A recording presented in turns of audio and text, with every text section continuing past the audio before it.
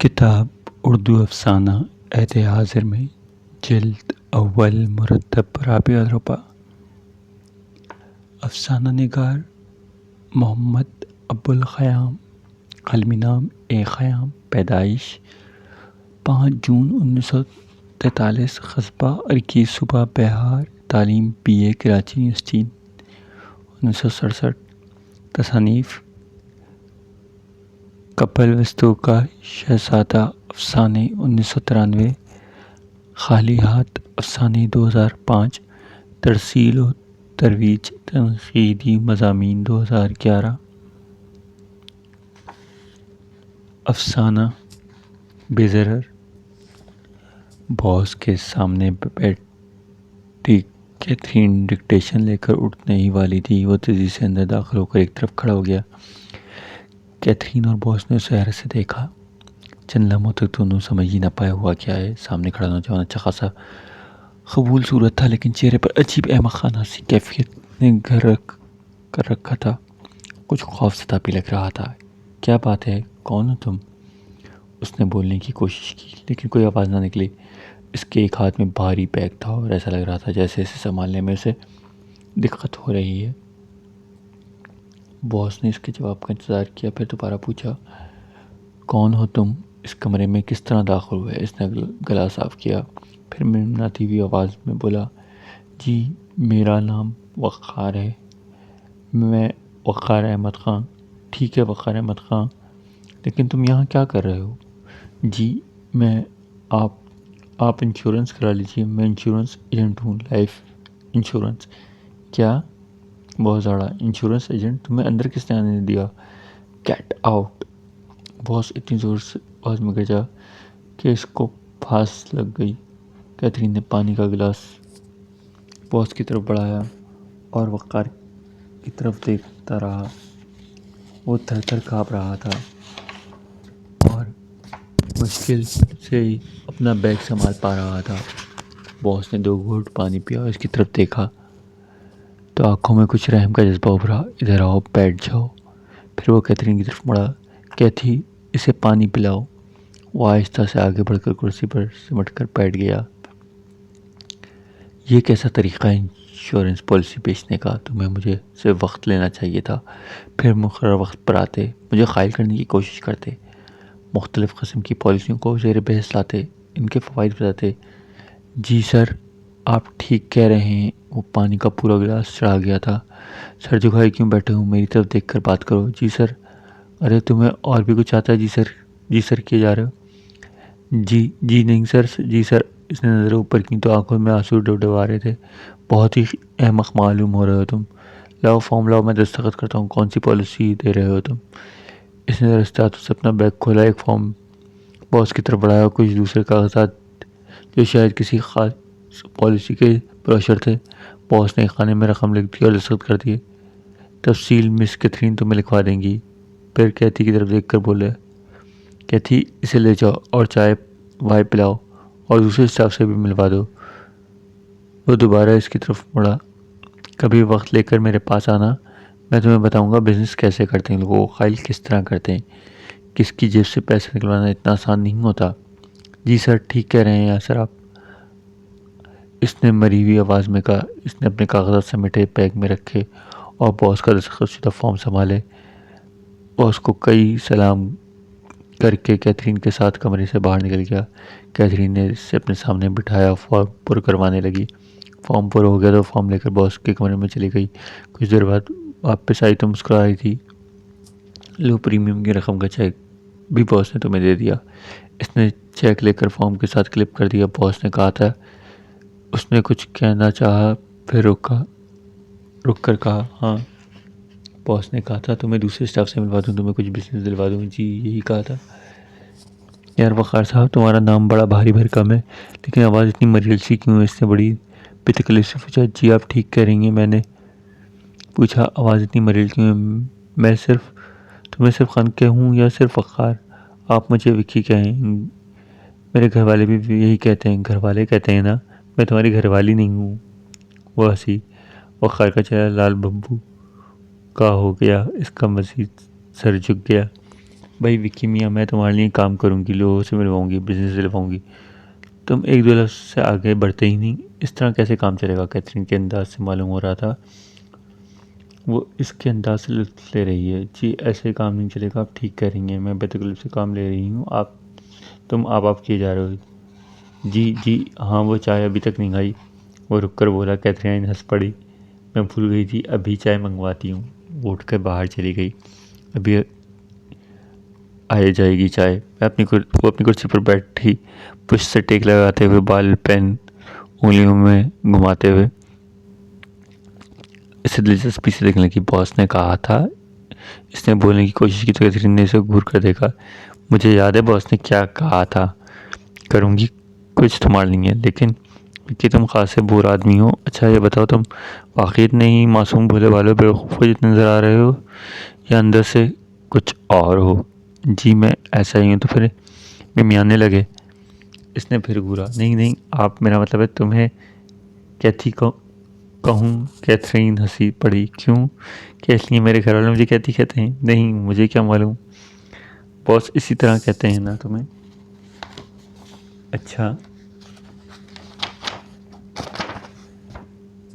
तो तुम मुझसे बेतकल्लुफ़ होना चाहते हो? नहीं, हाँ, चलो तुम भी कैथी कह लो, मुझे कोई इतराज़ नहीं होगा। लो चाय पी लो। चपरासी चाय की 2 प्यालियाँ रख कर चला गया था और उसे अजीब नज़रों से उसने देखा, क्योंकि उसने जल्दी से चपरासी को सलाम भी किया और मुसाफिर के लिए भी उठ खड़ा हुआ था।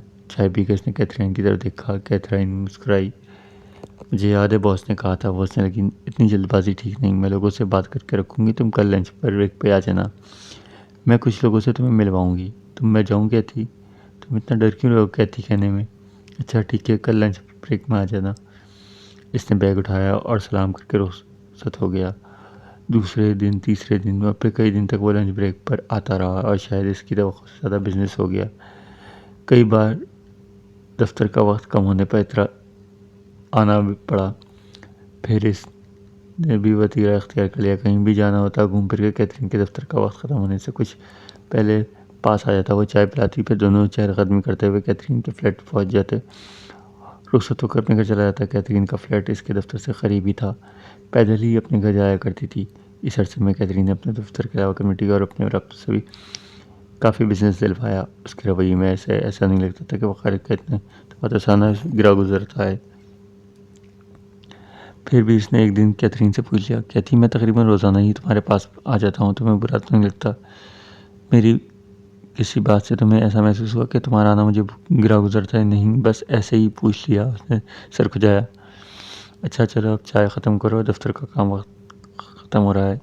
उसने चाय का लंबा घूंट लिया। अचानक उसे उठकर जाना पड़ा। बॉस के कमरे से निकला तो उसकी नज़रें वक़ार पर पड़ गईं। अरे तुम, भाई तुम कहाँ रहे?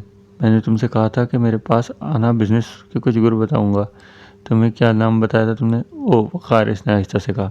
हाँ हाँ, वक़ार अहमद खान, कैसे सीखा है तुम्हारा काम? जी बहुत अच्छा, कैथरीन ने बहुत मदद की मेरी।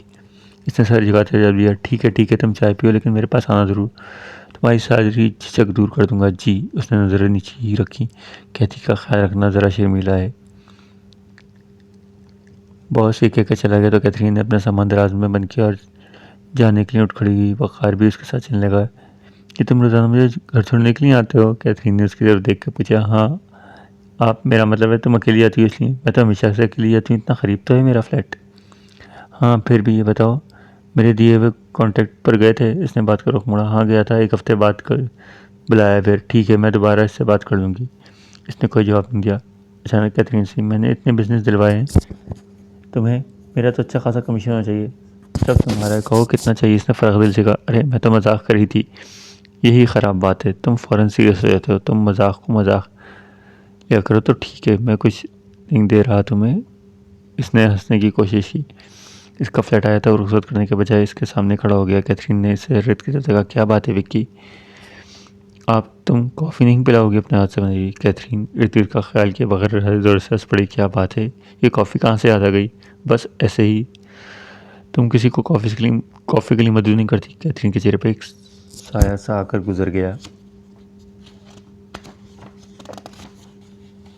और फिर, इसका मतलब समझते हो? किसका? कॉफ़ी का? किसी लड़के को कॉफ़ी के लिए किसी मर्द को मधु करने का? नहीं। इसमें ख़ास बात क्या है? कभी बॉस आ जाता है कॉफ़ी पीने और ये मेरी मजबूरी है। इसका लहजा दुख भरा था। नहीं, अगर तुम्हें तकलीफ़ हो रही है तो कोई बात नहीं, तुम जाओ। अच्छा, कैथरीन के चेहरे पर ताजगी लौट आई। आ जाओ, मैं तुम्हें अपने हाथों से कॉफ़ी बनाकर पेश कर दूंगी, लेकिन अब आ भी जाओ। कैथरीन ने उसे लेकर दूसरी मंजिल पर अपने फ्लैट में ले आई। तुम बैठो, चाहो तो टीवी देखो, मैं ज़रा फ्रेश अप हो जाऊँ, फिर एक साथ कॉफ़ी पीएंगे। वो एक सोफे पर बैठ गया, मेज़ पर रखे हुए मैगजीन उठाकर गर्दानी करने लगा। थोड़ी देर बाद कैथरीन वॉशरूम से निकल किचन में गई। ये शायद एक ही बेडरूम का फ्लैट था, छोटा सा लॉन्च, किचन और बेडरूम से मुला वॉशरूम। वो खैर कभी मैगजीन के वक्त पढ़ता और कभी इर्द गिर्द का जायजा लेता रहा। कॉफ़ी मेज़ पर रखे कैथरीन इसके साथ बैठ गई। कुछ बोलोगे या खामोशी से कॉफ़ी पीकर चले जाओगे? इसने उसे कोनी मारी। क्या बोलूँ, मुझे लड़कियों से बात करनी नहीं आती। लड़कों से आती है उसी, क्या मतलब? वो चौंका और जोर से अरे कैसे मर्द हो तुम? इतने करीब एक अच्छी खासी जवान लड़की बैठी है तुम्हारे, समझ नहीं आ रहा क्या बात करूँ।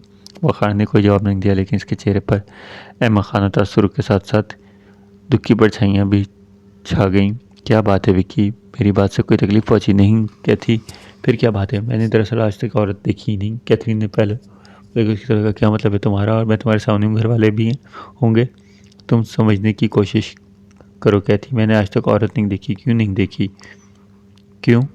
क्योंकि इसने हाथ बढ़ाकर अपना बैग उठा लिया। इसके एक खाने में एक लिफाफा निकाला। लिफाफा खोलकर इसने एक ख़त निकाला और कैथरीन की तरफ दिया। कैथरीन ने वो ख़त लेकर पढ़ा। इसकी आदत से फैल गई।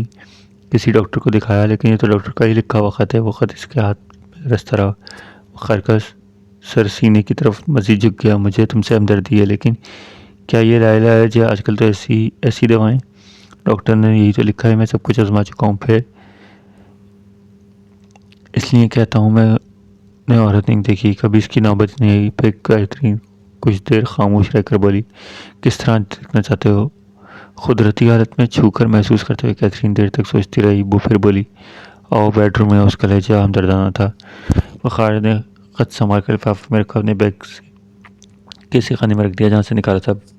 बेडरूम में नाइट बल्ब जल रहा था। कैथरीन इसके सामने खड़ी हो गई। इसकी आंखों में देखते हुए इसने आहिस्ता आहिस्ता कपड़े उतारने शुरू किए। वक़ार आगे बढ़ने कर नाइट बल्ब भी बुझा दिया। कैथरीन को अपने सारे जिस्म की हल्की सी हवा का झोंका सा सरसराता महसूस हुआ। वो बिस्तर पर थी या सोफे पर खड़ी हुई या लेटी हुई, इसे कुछ सुध-बुध ना रही। तेज़ तेज़ गर्म सांसें अपनी गर्दन पर महसूस हुई तो वो चौंकी। विक्की? हाँ कैथी, तुम बास्टर्ड। वक़ार ने अपने कपड़े पहने और सोफे पर बैठकर जूते पहनने लगा। तुम बहुत बड़े कमीने हो। क्या कह रही हो कैथी? मैंने तो अब भी औरत नहीं देखी। कैथरीन इस हालत में उठकर खड़ी हो गई, अपना सैंडल उठाया और उसे खींच मारा। सैंडल वक़ार के कंधे पर आकर लगी, लेकिन उसके चेहरे पर वही हिमाकत बरस रही थी। उसने सैंडल को कंधे से साफ किया और नीचे रख दिया। अपना बैग उठाकर दरवाजे की तरफ बढ़ा, फिर कैथरीन की तरफ देखा। बॉस से कह देना पिछले 3 सालों से अपनी कंपनी के लिए रिकॉर्ड बिजनेस लाने में टॉप करता हूँ कैथी। और ख़बर इसके इसे दूसरा सैंडल जाकर लगती, वो तेज़ी से दरवाजे की तरफ बाहर निकल गया।